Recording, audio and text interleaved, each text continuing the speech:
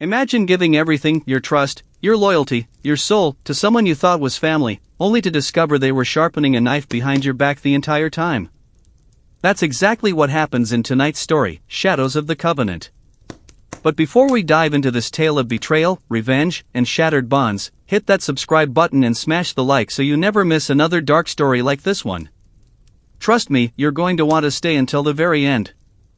Chapter 1, The Pact. The warehouse smelled of gasoline and gunpowder. Rain pounded the metal roof in a steady rhythm, drowning out the whispers of the men gathered inside. At the center of it all stood Adrian Cole. Tall, sharp-eyed, the kind of man whose silence commanded more attention than most men's shouting. Beside him, Nathan Cross. His brother-in-arms, his childhood friend, his shadow. They'd grown up together on the same streets, bled together in the same fights, built an empire out of dirt and bone. And years ago, when the streets still burned with ambition instead of betrayal, they had sworn an oath.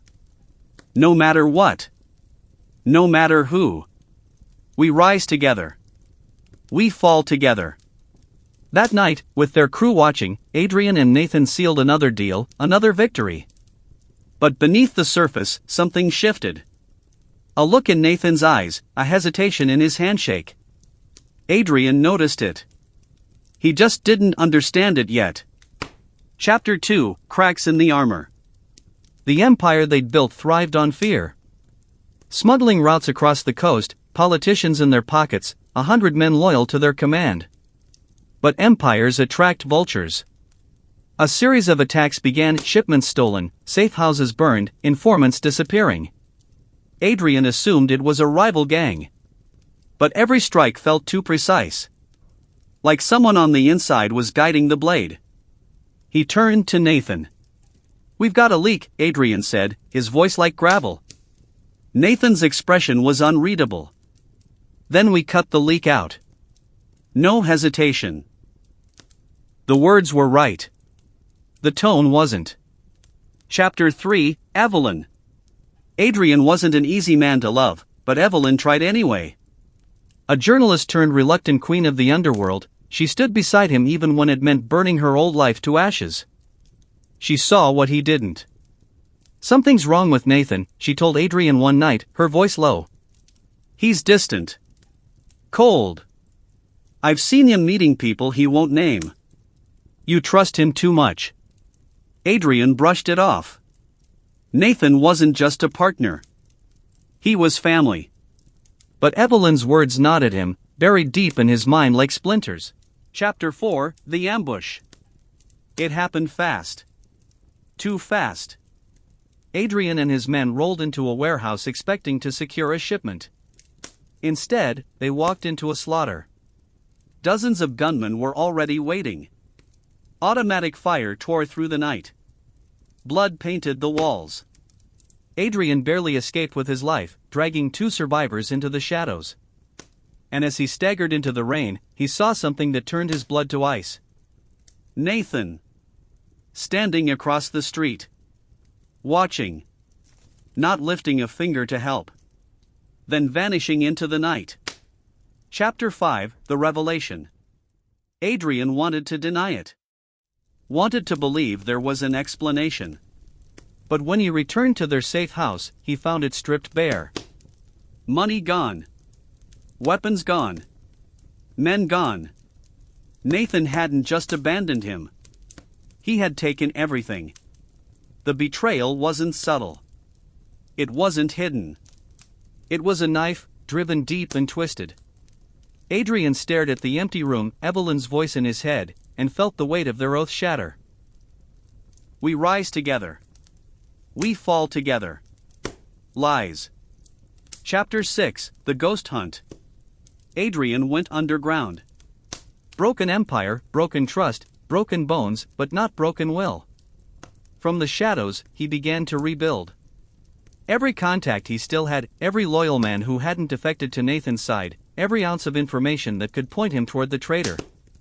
The city whispered Nathan's new name, Kingmaker. He wasn't just building a rival empire. He was building a dynasty. Politicians, businessmen, foreign investors, Nathan had sold out the streets for boardrooms and palaces. And Evelyn, she feared what Adrian had become in the hunt.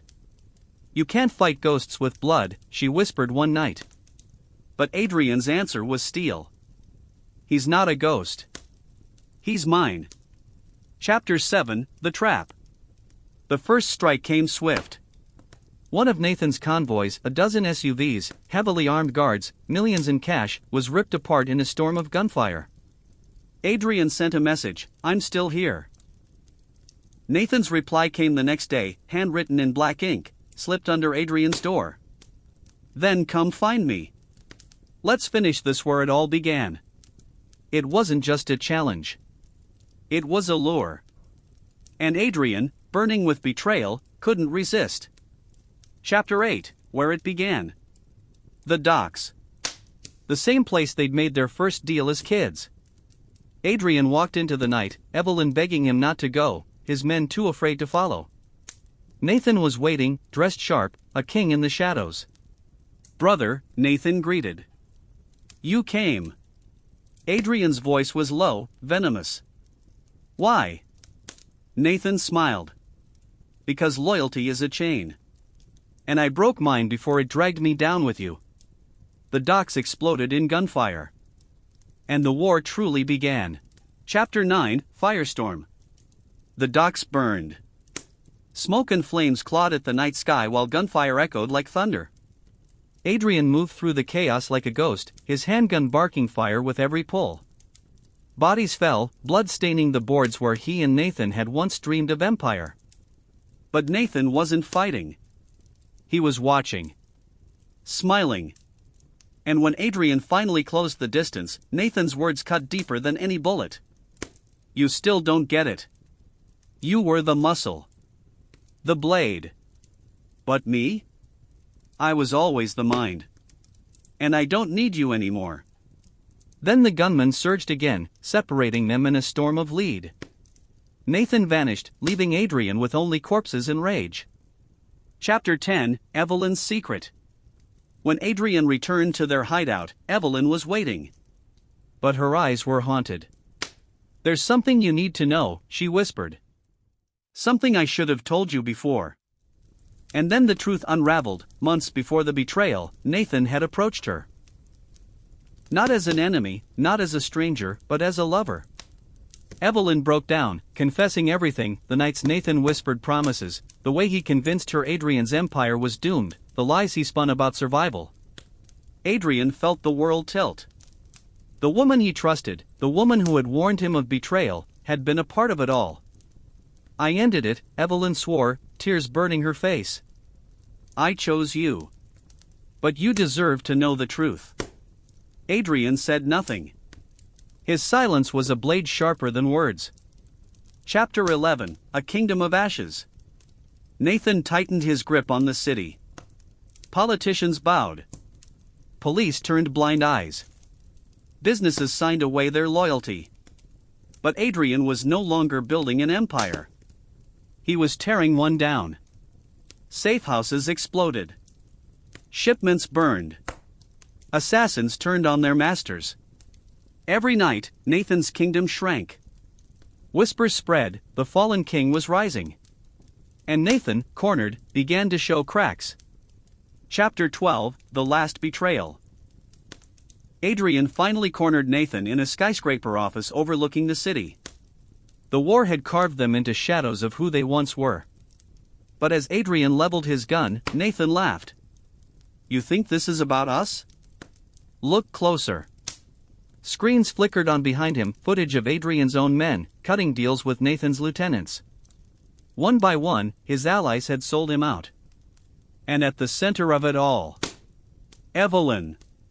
She stepped out of the shadows, pale, trembling, but standing beside Nathan.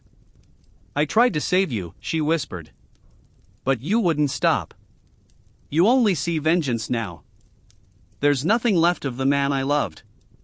Adrian's chest felt hollow. The woman he'd forgiven, the friend he'd trusted, the empire he'd built, gone. All gone. Chapter 13, The Covenant Broken. The fight was brutal. Glass shattered, bullets ripped through walls, blood-painted marble floors. Adrian fought with the fury of a man who had nothing left to lose. Nathan countered with precision. Evelyn caught between them, screaming as the two men who had once sworn eternal loyalty tried to destroy each other. At the end, Nathan lay bleeding, his empire collapsing around him. Evelyn knelt beside him, torn between the man she betrayed and the man she had betrayed with. Adrian raised his gun, hands trembling. "You broke the covenant," he whispered. "Both of you." But in that moment, killing them felt too simple. Too merciful. So he walked away, leaving Nathan dying, Evelyn sobbing, and the ashes of everything they had built. Chapter 14, Shadows Remain. The city moved on. New names rose to power, old ones faded into memory. But Adrian remained a shadow, a ghost in the alleys, the whisper of vengeance that never truly died. Because betrayal doesn't end with blood. It lingers. It festers. And in the silence of the night, when the streets go dark and the city holds its breath, people still swear they hear his voice. We rise together. We fall together. Only now, it's a curse. And that was Shadows of the Covenant. A story of brotherhood shattered, love twisted into betrayal, and vengeance that leaves nothing but ruins. If you stayed until the end, thank you. I hope you felt the weight of every twist, every lie, every broken oath. Make sure to like this video, subscribe, and hit the bell so you never miss the next story. Trust me, what's coming next will be even darker. Until then, remember, in a world built on trust, betrayal is the sharpest blade of all.